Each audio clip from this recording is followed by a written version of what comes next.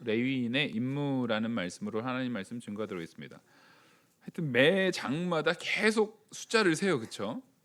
매 장마다 계속 숫자를 세는데 오늘 말씀은 좀 이렇게 뒤에 부분 한 34장부터 39장의 말씀이 좀 먼저, 그러니까 그 전체가 숫자를 계수해 봤더니 얼마였다, 요거를 먼저 하고 중요한 내용은 사실상 앞쪽에 있었거든요. 그래서 민수기 오늘 34장부터 49절 말씀을 보면은요, 모세와 아론은 하나님의 명령대로 각 가문별로, 이제는 지금 세는 숫자가 30세부터 50세입니다. 우리가 전에 레위인의 숫자를 셀 때는 남자를 몇 살 때부터 셌죠? 1개월 때부터 셌어요. 1개월. 자, 레위인이 아닌 이스라엘 각 지파를 셀 때는 몇 살에 셌죠? 20세로 시작해서 셌어요.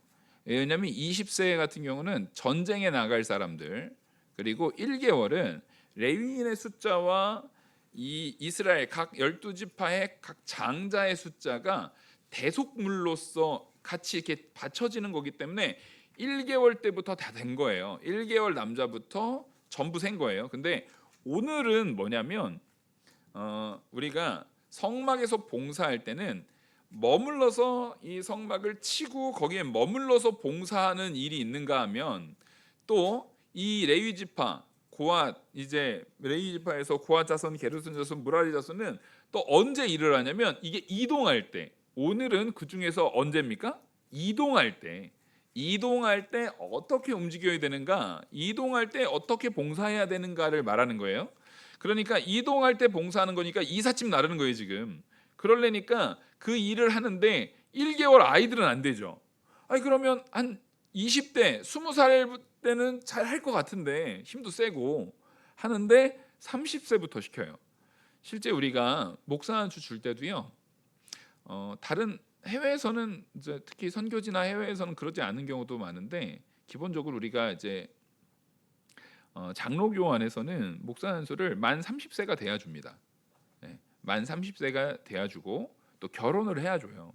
아주 예외적으로 나이가 너무 많은데 이미 목회를 오래 하고 있는데 결혼을 못 하시는 분들이 생기는 경우에 한해서 어쩔 수 없이 결혼을 안 했는데 주는 경우도 있어요. 근데 보면은 결혼 안 했는데 목사 안수 주고 나서 좀 이따 결혼하시는 경우가 많아요. 하나님께서 그 꼴을 그냥 두시지 않는 것 같아요. 이제 결혼을 이제 한 만 30세 이상을 줘요. 그 30세의 기준이 사실 요 민수기에서 나온 요 기준이에요. 뭐냐면 하나님의 일을 하는데 신중함을 이야기합니다. 20대가 힘이 세죠. 열정도 좋고요. 능력이 있어요. 근데 하나님께서는 거기에 뭘 더하기를 원하냐면 너 신중해야 된다. 요즘에는 30세도 철이 없잖아요. 30세도 어리다라고 보잖아요. 근데 사실 이 고대 사회의 30대면요 굉장히 신중한 나이입니다. 이미 많은 것을 책임지는 나이가 된 거예요. 한국은 이제 30세 되면 아유 이제 아직 어리다 그렇지만 어린 나이가 아니에요. 찬이 형제 어린 나이가 아니에요. 책임지는 나이예요. 이제 숫자 세는 나이예요 지금 이제는. 그러니까 요 30대는 바로 뭘 얘기한다고요? 책임지고 무언가를 신중하게 판단하고 할 수 있는 나이. 그리고 50세는 뭐냐면 그 은퇴를, 레위인 같은 경우는 그 업무에 있어서 내 열정은 아무래도 30대부터 시작해가지고 50살까지 20년 했으면은 베테랑이잖아요. 내가 훨씬 더 잘할 것 같잖아요. 50세에 잘했던 사람이 51세에 잘하겠습니까? 못하겠습니까? 예? 아니 50세에 잘한 사람이 50살 지나고 50살 1개월째에 잘 못할 것 같으세요? 잘하죠. 52세면 못할까요? 잘하죠. 아주 베테랑이죠. 제대로 잘할 거예요. 근데 하나님께서는 50까지만 하라는 거예요. 여러분, 우리가 내가 무언가를 오랫동안 많이 해오잖아요. 그러면 내가 제일 잘하는 것 같아요.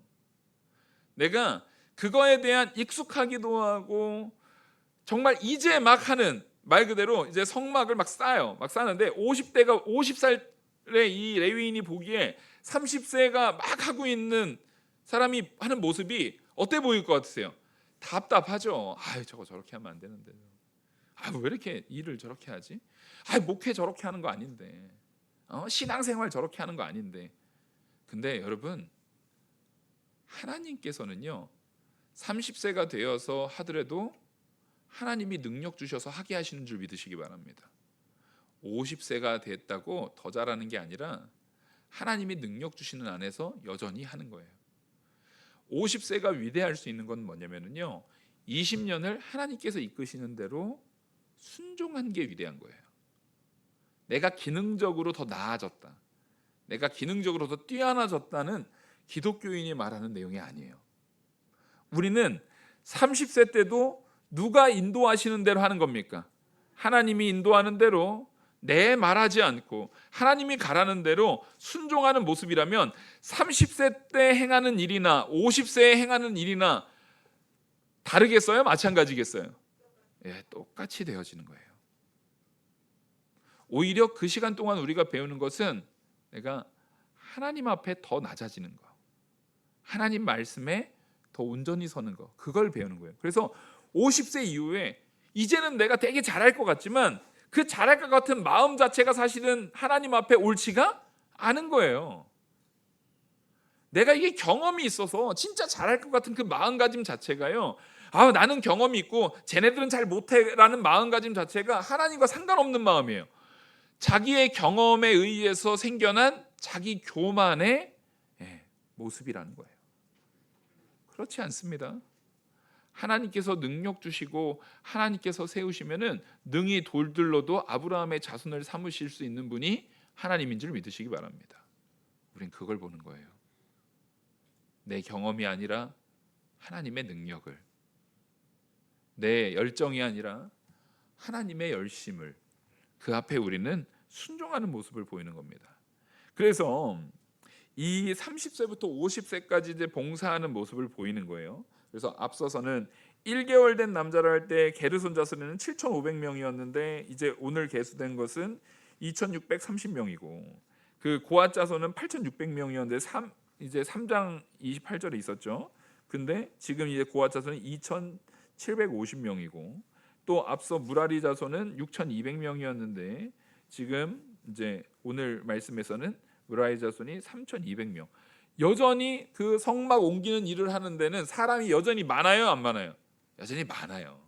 이게 지금 굉장히 많은 무거운 이게 짐을 하는 게 아니라 성막 안에 지성소 있고 이 안에 성소에 이제 휘장 대 뭐 이런 거를 옮기는 건데 이미 아직 너무 많아요, 사람이. 왜냐하면 성막이래 봐야 이 정도밖에 안 돼요. 성막 사진을 우리가 좀 보면은 이게 성막이에요. 그러니까 사실 저 앞에 사람이 이렇게 딱 서 있다라고 보면 일부러 저기 단면도로 잘라놓은 거거든요. 겹겹이 돼 있죠. 겹겹이 돼 있고 제일 안쪽에 파란 휘장 반 잘라놨죠. 파란 휘장 이렇게 반 잘라놓은 거 보이시죠? 그 안쪽, 제일 안쪽이 가장 서쪽이죠. 그 안쪽이 지성소입니다. 지성소 안에 지금 뭐 있습니까? 지성소 안에 이제 언약궤가 있죠. 언약궤가 있고 그 성소 안에도 지금 이런 그 기구들이, 성전 기구들이 이렇게 있는 거예요. 저런 것들은 다 거룩한 거예요. 제사장 아니면 만질 수 있어요, 없어요? 제사장 아니면 안 돼요. 그나마도 이 지성소 안에 들어가는 것은 사실 누구밖에 못 들어갔어요? 대제사장밖에 못 들어갔어요. 하나님이 허락하는 순간에만, 그러니까 하나님이 허락할 때만 들어갈 수가 있는 거예요. 그러니까 근데 저거 다 해봐야 한 1,000명도 많죠, 저거 옮기는데. 그죠? 그 회사에서 저거 일하는데 여기다가 지금 오늘 몇 명 동원한 거예요? 2,700명, 2,600명, 3,200명이면 거의 한 7,000, 8,000, 거의 9,000명 가까이 지금 동원한 거거든요. 그러면 우리 회사 생활 열심히 하시는 한준희 선생님, 이거 효율 나옵니까 안 나옵니까? 이거 이 일의 효율이 나오겠어요? 다 놀겠죠, 거의 다 놀아요. 이 일은 이렇게 시키지 않죠. 근데 하나님의 일에는 하나님이 그렇게 하라면 아무리 비효율적이고 아무리 이거 너무 쓸데없이 노는 사람들만 생기는 일일 것 같아도 그게 누가 명령하신 거면 하는 거예요? 하나님이 명령하신 거면요 그 거의 9천 명에 가까운 사람들이 다 긴장하고 있어야 되는 거예요. 다 신경 쓰고 있어야 되는 거예요. 우리도 그래요. 교회에 있어서 봉사하는 사람은 정해져 있어요. 거의 그래요. 그러면 어떤 일들이 생기냐면 봉사 안 하는 사람들은 해이해지고 신앙생활 대충 해도 되는 것 같아요. 아니에요, 여러분.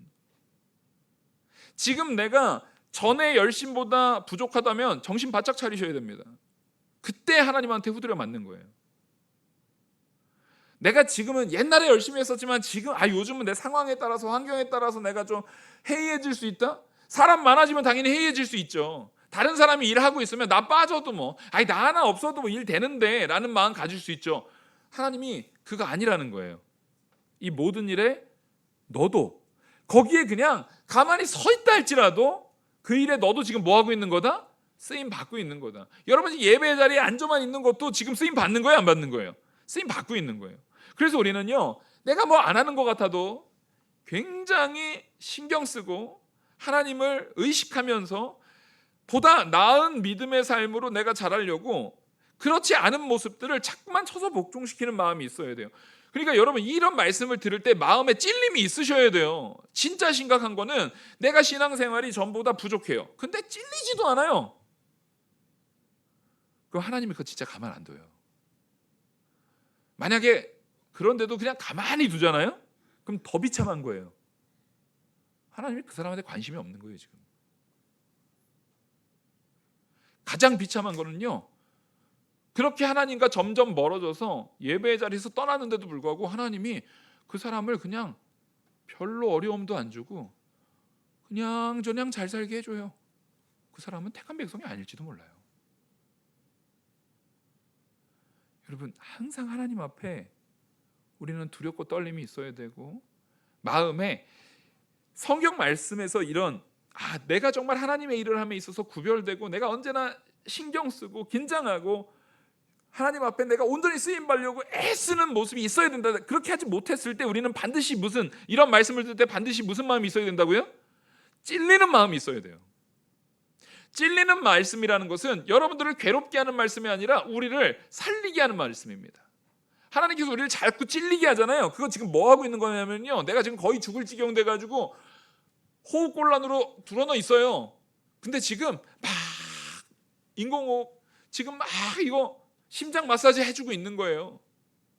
근데 심장 마사지가 하나도 감각이 없이 하나도 무감각하게 심장 마사지가 되거나 말거나 아무런 감각이 없으면 죽는 거예요. 심장 마사지가 되어질 때, 제가 이제 신교대 조교 때 구급법 조교였거든요. 그게 제 이제 조교들도 전공이 있어요. 제가 구급법이 전공이었어요. 이거 누를 때 얼만큼 누르냐면요, 이게 안으로 갈비뼈가 거의 부러질 정도의 깊이까지 눌러야 돼요. 그렇게 누르는 거예요. 그렇게. 그러니까 당연히 이거를 당하는 사람은 아프겠어요? 안 아프겠어요? 아파야 사는 거예요. 심장 마사지 한다고 이렇게 대고 아이고 살아나세요 이러면 이 사람 어떻게 되는 거예요? 죽어요. 그건 이게 뭐 하는 짓거리예요, 이게 지금. 목사가 여러분들한테 신앙생활 대충 하시고 그냥 좋은 게 좋은 거죠, 와서 은혜 안에서 기쁨만 누리다 가세요, 찔리는 말 안 할게, 걱정하지 마세요, 그런 소리 안 해요. 그럼 죽어요. 성경에서 아니다라고 말하면 아닌 줄 아시기 바랍니다. 오늘 아닌 걸 알았으면 다음 주부터는 아닌 거를 바로 잡으셔야 돼요. 그게 지금 하나님이 나를 콱콱 누르고 계시는 거예요. 지금 콱콱 누르고 계시는 거예요. 그럼 그 누름에 우리는 반응해야 됩니다. 그냥 한 9천 명 안에 난 껴서 난 괜찮아 이런 거 아니라는 거예요. 아시겠죠? 우리를 일로 사용하게 하시려고 하나님께서는 30세에서 50세 그들을 불렀어요. 아무리 그 사람들이 많은 것 같아도 많은 게 아니라 그 모두가 다 하나님의 봉사하는 일에 쓰임받는 자들입니다. 그래서 하나님께서는 저 성막이 쳐지는데도 이 사람들이 동원됐을 거 아닙니까? 이게 다 해체되고 이동될 때도 이 사람들이 동원되지 않았습니까? 동원될 때 이 중에 몇 명만 일하였더라 이런 말이 있어요, 없어요? 없어요. 모든 사람의 숫자를 다 계수해요. 이 중에 일한 사람은 몇 명이었더라 그런 거 없다고요. 누구 개똥이네 누구만 더 열심히 했더라 이런 말 없어요. 분명히 이 중에 더 많이 일한 사람이 있겠어요, 없겠어요? 있을 거예요. 그래도 하나님은 동일하게 일한 것으로 봅니다. 여러분, 그래서 우리는 언제나 동일하게 하나님 앞에 긴장하고 믿음 생활 가운데 오늘보다는 더 나은 내일의 모습으로 자라나려고 신경 쓰면서 살아가야 되는 것입니다.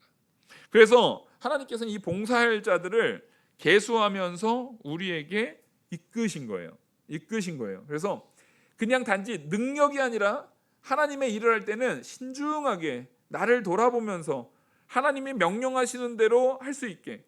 아무래도 30세 이전이면 혈기가 더 왕성한 사람들은 이거보단 이렇게 하는 게 낫지라는 생각이 혹 들 수 있는 그런 것까지도 하나님께서 막아주시는 거예요. 왜냐하면 그렇게 하면 어떻게 되기 때문에 그래요? 죽어요. 그러면 죽어요.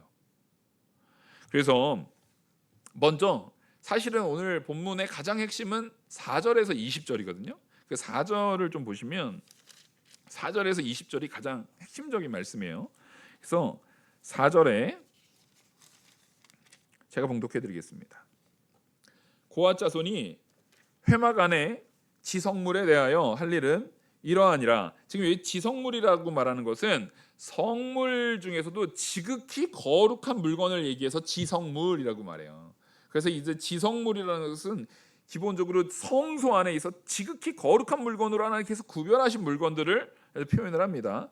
그래서 진영이 전진할 때에 아론과 그의 아들들이 들어가서 칸 막는 휘장을 걷어 증거궤를 덮고, 이게 되게 중요해요. 일단 진영이 들어가는데 증거궤, 이제 언약궤가 이렇게 생겼어요. 사진 좀 보여주시면, 이게 언약궤예요. 지금 저 이렇게 된 게 천사 날개 그룹들이 이렇게 있는 거예요. 그룹이 무릎을 꿇고 날개로 이렇게 하고 있는 게, 양쪽에서 그룹 둘이 이렇게 하고 있는 거죠. 저기 보면 이렇게 봉이 껴져 있잖아요. 저기 봉이 껴져 있는 거는 이동하기 위해서 껴진 거고, 원래 처음 지성소 안에 설치될 땐 저 봉이 빠져 있습니다. 근데 저걸 이제 이동할 때 낀 거예요. 지금 현재는 그냥 낀 상태로 사진이 되어져 있는데, 지금 저 지성 말 그대로 저게 증거궤예요. 증거궤. 언약궤로도 하고 법궤로라고도 말하고 저걸 증거궤라고 말하는데, 증거궤는 엄밀히 따지면 저 밑에 나무가 증거궤예요. 위에 덮개는 뭡니까? 위에는 덮개잖아요. 저 천사 그룹들이 이렇게 하고 있는 건 덮개잖아요. 증거궤를 덮고 있는 거예요. 저거는 시은좌라고 말합니다. 저게 증거궤 덮개. 저건 시은좌예요. 은혜의 자리, 은혜의 보좌. 하나님이 이제 앉으시는 보좌라는 의미에서 저 시은좌예요. 저 밑에 있는 게 아카시 나무로 만든 법궤예요.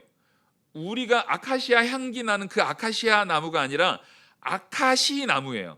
단단한 나무입니다. 단단한 나무. 그러니까 아카시 나무랑 아카시아 나무가 같은 게 아니더라고요, 보니까. 저건 우리가 보는 향기 좋은 아카시아, 그 아카시아 나무가 아니라 아카시 나무로 만드는 거예요. 그래서 저거를 옮길 때 어떻게 하냐면, 지금 저거를 그냥 만지면 어떻게 될까요? 죽어요. 저거는 레위인이라고 아무나 만질 수 있는 게 아니에요. 그래서 여기 본문에서 이렇게 말합니다. 진영을 전진할 때 아론과 그의 아들들이 들어가서, 누가요? 아론과 그의 아들들, 대제사장들이에요. 아론과 그의 아들들이 들어가 가지고요, 칸 막는, 아까 그 지성소 안에 칸 막이 파란 휘장 같은 거 있었잖아요. 칸 막는 휘장을 걷어서 증거궤를 덮어주는 거예요. 이게 왜 그러냐면, 저걸 만지는 건 둘째치고 지성소를 아무나 들어갈 수가 있어요, 없어요? 지성소 들어가면 어떻게 돼요? 죽잖아요. 그래서 무슨 작업부터 해야 되는 거냐면, 어쨌든 옮기려면은 그러면 고앗 자손이 저걸 어떻게 옮겨요? 지성소를 들어갈 수도 없는데, 그죠? 그러면 아론이 가지고 나오는 게 아니라 아주 지혜로운 방법을 하나님이 알려주시는 거예요. 이거는 신약에서 예수 그리스도를 통해서도 우리에게 이미 확증된 이야기예요. 바로 무슨 방법이냐면 휘장을 없애요. 휘장을 없애버리는 거예요. 그러니까 천막을 걷어버리는 거예요. 그러면 더 이상은 지성소와 다른 공간의 경계가 있습니까, 없습니까? 경계를 없애버리신 거예요, 하나님이. 그렇게 옮기는 거예요. 이 휘장을 없애가지고 휘장으로 또 저 거룩한 이 증거궤를 덮어줌을 통해서 더 이상은 그 공간이 지성소가 아니게 되는 거예요. 이거를 진짜 완벽하게 온전하게 이루신 분이 계시죠. 예수님이 십자가에 죽으실 때 갑자기 어떻게 됐어요? 예, 성전의 휘장이 위에서 아래로 찢어져요. 그래서 더 이상 우리는 이 땅의 지성소 출입이 상관이 없는 거예요. 이 땅에는 어차피 지성소가 없는 거예요 이제. 그래서 우리는 저런 언약궤라든가 증거궤, 이런 성전이라든가 이런 개념이 아니라 오히려 그 모든 것을 없애시고 참 하나님의 지성소, 영원한 천국에서 우리의 모든 죄를 다 짊어지시고 스스로 제물이 되시고 스스로 제사장이 되셔서 올라가신 예수 그리스도의 은혜로 더 이상은 우리는 지성소에서 1년에 더 대속죄일 이런 거 할 일이 필요가 없어요. 바로 그 역사의 가장 첫 번째 이제 형태가 이걸 이동할 때 휘장을 먼저 걷어버리는 거예요. 그래서 지성소의 경계를 허물어 버려요. 그리고 그것을 덮고 증거궤를 덮고 그 위에 해달의 가죽으로 덮고 그 위에 순청색 보자기를 덮은 후에 그 채를 깨는 겁니다. 자, 증거궤 휘장을 덮고 여기서 해달의 가죽을 덮잖아요. 해달의 가죽이 일종의 그 비도 막아주고, 이게 물이 비가 오거나 혹시 물에 젖어도 해달의 가죽은 젖지가 않아요. 그리고 또 해달의 가죽은요, 뭘 상징하냐면 이게 해달의 가죽이 검정색이거든요. 해달의 가죽은 기본적으로 사람의 죄를 좀 상징하는 상징적인 의미도 가지고 있어요. 그리고 그 위에 이제 순청색, 여기서 보면은 청색이 있고 순청색이 있어요. 근데 요 증거궤는 뭘로 덮습니까? 순청색으로 덮어요. 순청색이 요즘으로 치면 하늘색이거든요. 이 청색과 순청색은 기본적으로 무슨 의미를 가지고 있냐면 하나님의 임재를 가지고 있습니다. 하나님의 임재를 의미합니다. 지금 이동하고 있지만 지성소가 휘장이 열려서 없어진 것 같지만 여전히 하나님의 임재가 있어요. 지금 하나님이 누구와 함께 이동하고 계시는 거예요? 우리와 함께 이동하고 계시는 거예요. 그걸 보여줘요. 그리고 그거를 이제 다 덮은 다음에 그제서야 그 채 이게 봉이라고도 하고 채라고도 하는 요 손잡이 있잖아요. 이 긴 봉 같은 경우를 뒤에 이제 봉을 걸 수 있게 돼 있거든요. 양쪽에 꽂아서 이 고아 자손들은 어딜 잡는 거예요? 요 채 잡는 거예요. 다른 데 잡으면 돼요, 안 돼요? 다른 데 잡으면 죽어요. 다른 데서 잡으면 죽어요. 그래서 그렇게 해서 꿰고, 그다음에 진설병상에 진설병이 있어요. 진설병상. 그 다음 사진을 보시면 진설병상이 있어요. 진설병이라는 거 뭐 올려놓는 거예요? 그 떡 같은 거 있잖아요. 떡. 그런 진설병. 그 진설병상에다가 뭘 치우냐면은 청색 보자기를 펴고 대접들과 숟가락들과 주발들과 붓는 잔들 그 위에 두고, 또 항상 진설하는 떡을 그 위에 두고 홍색 보자기를 그 위에 펴고 그것을 해달의 가죽 덮개로 덮은 후에 그 채를 깨고 청색 보자기를 취하여 꿰고, 이게 뭐냐면 여기에는 그릇들이 많잖아요. 그릇들이 많다 보니까 그거를 덮는 것뿐만 아니라 뭐 또 하냐면 그 그릇 같은 거를 보자기 같은 거에다가 담는 거예요. 보자기 같은 거에다가 담아요. 그래가지고 거기에서 이거를 다 준비를 해가지고 가져가는 거예요. 어디에다 이거 보자기, 그 보자기 같은 게 뭐 어떤 보자기냐면 청색포도, 아까 청색포와 순청색포는 다 하나님의 임재를 상징합니다. 그거를 펴가지고 거기다가 대접들, 숟가락들, 주발들, 붓, 잔들을 그 위에 두는 거예요. 그리고 진설하는 떡 그 위에 두고 홍색 보자기를 그 위에 펴서 그 다음에 덮고 해달의 가죽으로 덮은 후에 그 다음에 가져가는 거예요. 이게 지금 아까 말했던 그 진설병 상이에요. 그러니까 저것도 지금 저 원래 채가 꽂혀 있어요, 안 꽂혀 있어요? 원래는 안 꽂혀 있죠. 원래는 안 꽂혀 있다가 이동할 때 꽂는 거예요. 그래서 저 위에 쓰는 주로 이 물건들 같은 경우는 거기에다가 두었다가 거기 그 청색포에다가 얹어서 두고 거기서 홍색을 넣는데, 홍색은요 다른 게 아니에요. 그리스도의 피를 상징해요. 홍색포는 예수 그리스도의 보혈을 상징해요. 그리고 그 위에도 또 비가 들지 않게 이제 해달의 가죽으로 그래서 덮어서 저 채를 끼워 가지고 이동을 하게 되는 겁니다. 저 채를 끼워서 이동합니다. 여전히 이것도 채를 잡아야 되는 거예요. 다른 데 잡으면 돼요, 안 돼요? 안 돼요. 고아 자손이 다른 거 잡으면 죽어요. 그리고 그 다음에 이제 등잔대가 있어요. 9절에 청색 보자기를 취해서, 또 이제 청색 보자기예요. 청색 보자기는 여전히 또 뭡니까? 하나님의 임재를 상징해요. 청색 보자기를 취해서 이게 등잔대거든요. 근데 이제 등잔대가 저게 금덩어리 하나를 가지고 펴가지고 만드는 거예요. 저거를. 그러니까 큰 금덩어리를 한 덩어리 가지고 다 이렇게 때려 이걸 쳐서 점점 펴가지고 저기 7 초가 꽂을 수 있는 저 등잔대로 만드는데 등잔대뿐만 아니라 등잔들이 또 저 위에 등잔을 올려놓고 불 집게도 있고 불똥 그릇도 있을 것이고 그 쓰는 밥 모든 기름 그릇을 다 이 청색 보자기로 덮어버리는 거예요. 그래서 등잔대와 그 모든 기구들을 또 해달의 가죽 안에 넣어서 매는 틀. 그래서 매는 틀이라고 할 때 이 매는 틀도 아까 말했던 봉이나 틀을 얘기해요.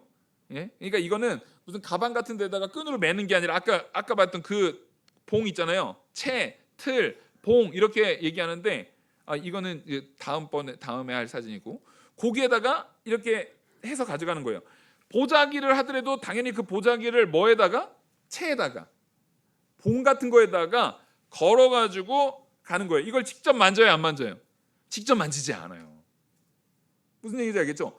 이제 가죽을 덮어가지고 씌웠어도 채나 매는 틀로 이렇게 봉 같은 걸 넣어가지고 이거를 이렇게 해서 가져가는 거예요. 가져가는 거고.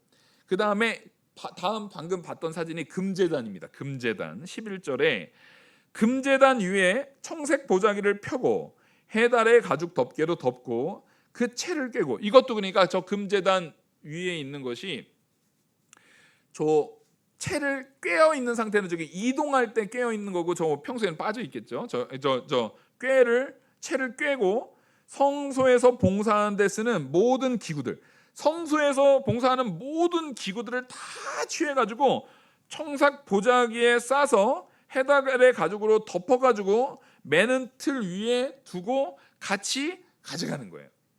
그러니까 지금 여기에 있는 성전에 있는 모든 기구들을 이거 덮고 하는 거는 고아 자손이 하지 않아요.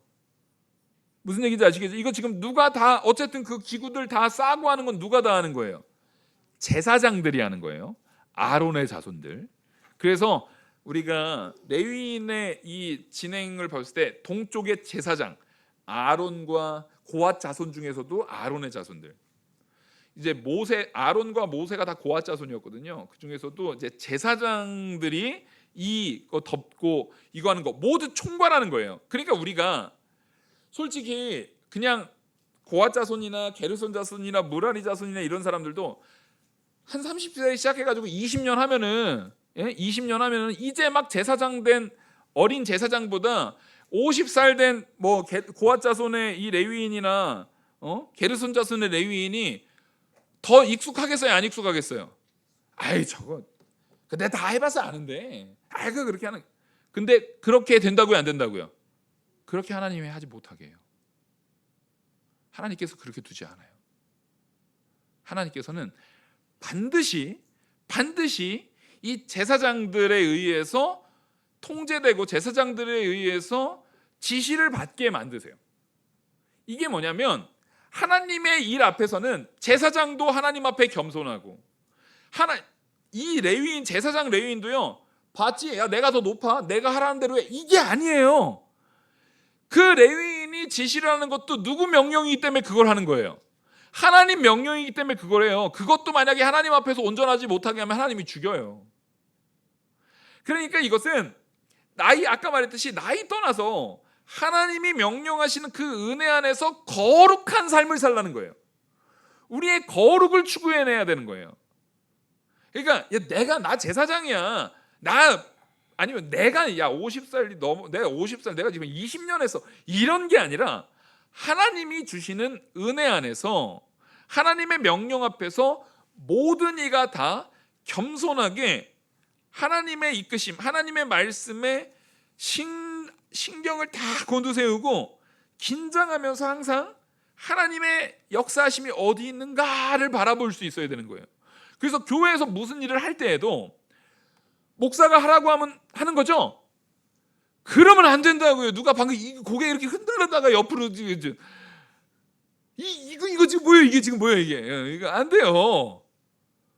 예? 그렇게 하는 거 아니에요. 그러면 교회에서 나이 많으신 분들이 어른들이 하자고 하면 하는 거예요? 그것도 아니에요. 만약에 의견이 충돌되면 우리는 기다려요. 천천히 가도 아무런 문제 없어요. 아시겠죠? 천천히 가도 아무런 문제 없어요. 빨리 가는 게 중요한 게 아니라 우리가 스스로 길을 못 찾고 의견이 합해지지 못하고 바로 서지 못한 건 우리 모두가 다 뭐한 탓이에요? 하나님 앞에 온전히 서지 못한 탓이에요. 나중에 결과를 보니까 내가 낸 의견이 맞았어요. 나중에 결과가 된 거 보니까 내가 낸 의견이 맞았고 저 사람이 낸 의견이 틀렸어요.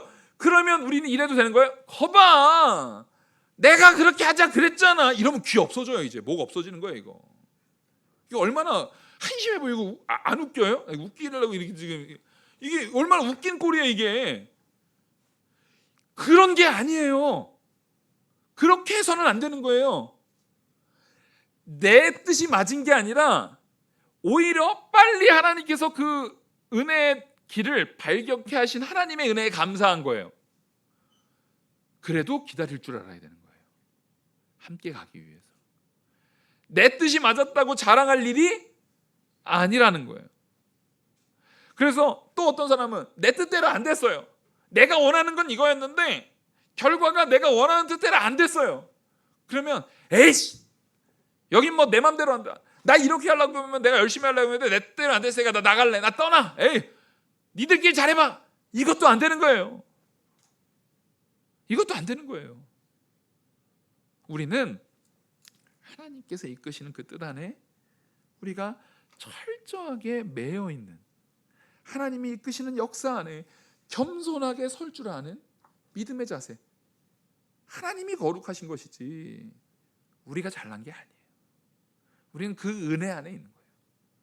그리고 이제 제단이 있는데 13절에 제단의 재를 버리고 그 제단 위에 자색 보자기를 펴고 봉사하는 데 쓰는 모든 기구 곧 불 옮기는 그릇들과 고기 갈고리들과 부삽들과 대야들과 제단의 모든 기구를 두고 해달의 가죽 덮개를 그 위에 덮고 그 채를 꿰 것이며 진영을 떠날 때에 아론과 그의 아들들이 성소와 성소의 모든 기구 덮는 일을 마치거든. 자, 여기서 이 모든 것들을 다 맞춰야 돼요. 제단 한번 보여주실까요? 제단.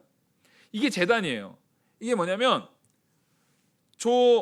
이 제단의 옆에 보시면 저게 막 이렇게 그물망처럼 돼 있는 게 뭐겠어요? 저게 놋그물망이에요. 저 놋그물망 위에다가 뭘 넣는 겁니까? 재물을 올려놓는 거예요. 저기 불이 잘 붙겠죠. 네? 불이 잘 붙. 고기 구워 보신 분들은 알잖아요. 저거 불 잘 붙겠다 저거. 그 옆에가 그걸 옆에 덮기 씌우는 거예요. 그래서 저 안에 불을 피워서 불을 그 제단에서 제사로 온전히 다 태워드리고 나면 저 그물망 밑으로 뭐가 떨어지겠어요? 재가 떨어지겠죠. 그러면 재를 털기 좋게 저렇게 그물망으로 돼 있는 거예요. 저거는 이제 저 그물망 밑으로는 재가 떨어져 있겠죠. 근데 그 재는 어떻게 하래요? 재도 가져가요? 재도 가져가요? 방금 바로 말했잖아요. 13절 제단의 재를 버리고. 그 재는 뭐예요? 태워 없어진 거예요. 여러분, 우리 안에 죄악의 잔재들이 하나님의 놀라운 이 불의 공력과 그 심판 가운데 타서 없어지는 재들이 있어요. 그럼 재는 가져가지 마세요. 재는 어떻게 하는 거예요? 버리는 거예요. 제발 우리 안에 더러운 죄의 쓴뿌리, 요거는 내가 안 돼. 요거는 안 돼요. 요거는 요것만은 내가 가져갈래요. 그러지 마시라고. 쟤는 버리고 가는 거예요. 다른 건 다 가져가도 쟤는 버리고 가는 거예요. 우리가 자꾸만 내 안에 그 더러운 것을 하나님께서 잘 태워가지고 죄로 만들었는데 자꾸만 그 죄를 막 이렇게, 그 죄를 자꾸만 이렇게 주머니에도 좀 넣고 얼굴에도 좀 바르고 자꾸 이렇게 죄에 덕지덕지 묻어있지 말고 그 죄의 잔재를 버리셔야 돼. 반드시 버리셔야 됩니다. 그래서 그렇게 다 준비가 되면은 이제 그제서야, 지금 그러니까 사실은 제사장들이 할 일이 많아요, 안 많아요? 할 일이 많아요. 이거 하는 동안에 한 9천 명이 지금 기다리고 있는 거예요. 그러면 답답하죠. 저거 그냥 빨리 내가.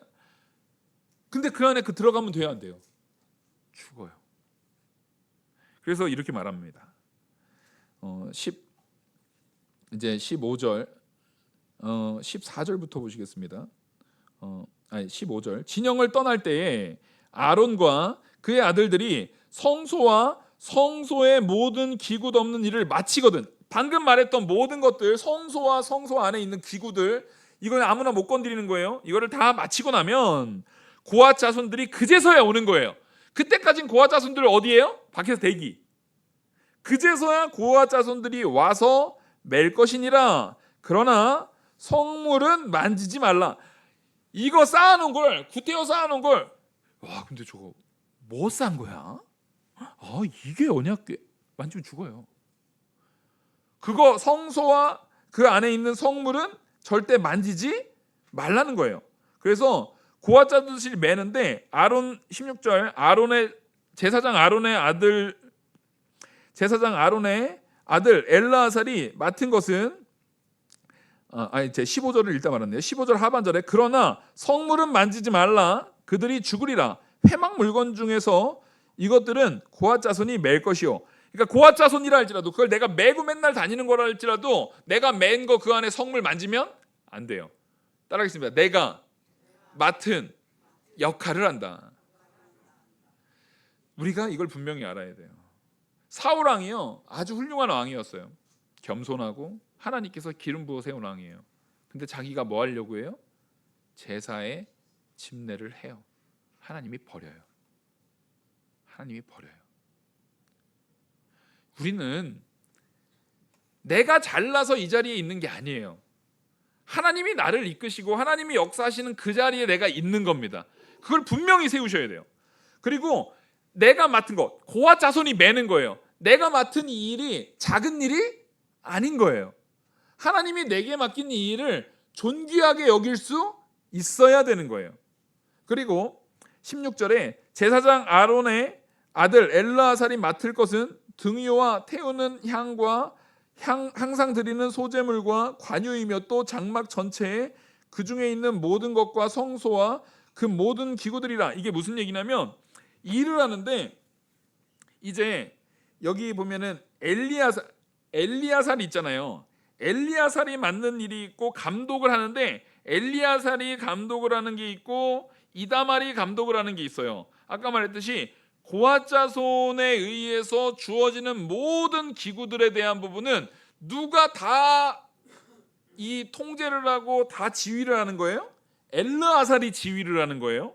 엘르아살이 지휘를 합니다. 아무리 엘르아살이 나이가 어리고 한 50세 된 사람이, 베테랑인 사람이 나이가 많아도 누구 말 들어야 되는 거예요? 엘르아살 말 들어야 되는 거예요. 그게 하나님의 질서예요, 이거.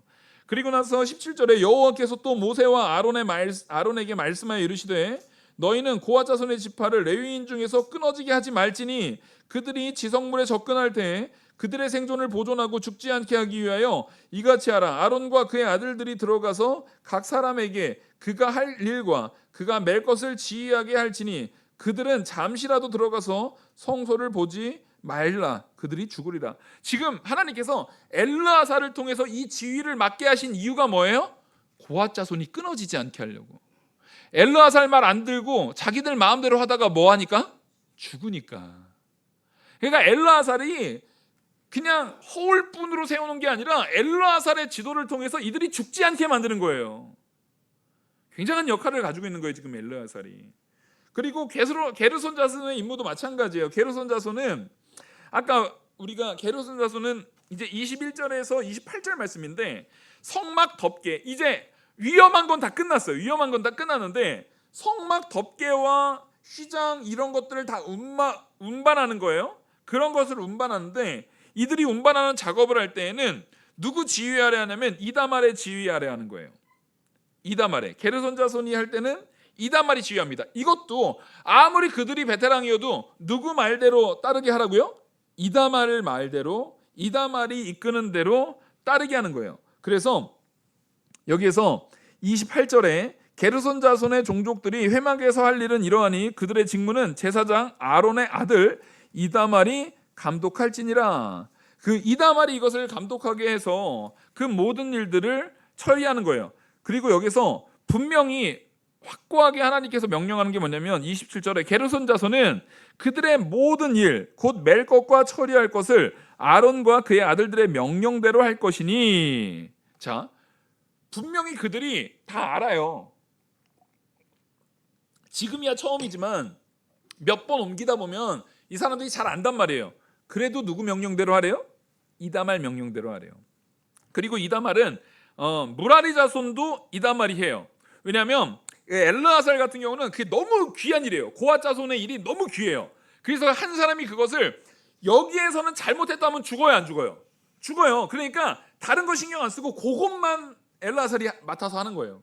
이다말은 그 외에 나머지 이제 무라리 자손 같은 경우는 뭘 하냐면은 성막 구조물, 그 널판지, 그 버팀대, 기둥, 받침, 그 부속풀들 막 이거 바닥에 박는 말뚝 이런 것들 있잖아요. 그런 걸 전체를 다루기 때문에 이것과 아까 말했던 휘장 천막 이거는 이다말이 어차피 또 같이 이렇게 연결돼 있잖아요. 이다말이 그걸 맡고 고핫 자손에 대한 내용은 온전히 엘르아살이 맡게 하는 거예요. 우리는 오늘 요 말씀을 통해서 뭘 알 수 있냐면 하나님께서 작은 일인 것 같아도 우리 모두에게 맡기신 줄 믿고 우리 모두가 한 마음으로 함께 갈 수 있어야 됩니다. 지금 내가 뭘 하다가 잘 못해서 옛날보다 믿음이 떨어진 상황이 생겨요. 분명히 말씀드렸어요. 그때 하나님께서 말씀을 통해서 너 이래야 한다, 이래야 된다라는 말씀을 주시는 거예요. 우리에게 이런 일들 분명히 너무 사람이 많아가지고 나는 안 해도 누가 하겠지, 저 사람이 하네 이렇게 보고 있어도 보는 과정 가운데도 우리는 뭐 하면 안 돼요? 해이해지면 안 되는 거예요. 나도 해야 되는 일이지. 저 사람이 힘이 빠지면 내가 이제 저거 짊어져 줘야지. 지금 한 사람이 하나님께서 한번 가면 얼마나 갈지 몰라요.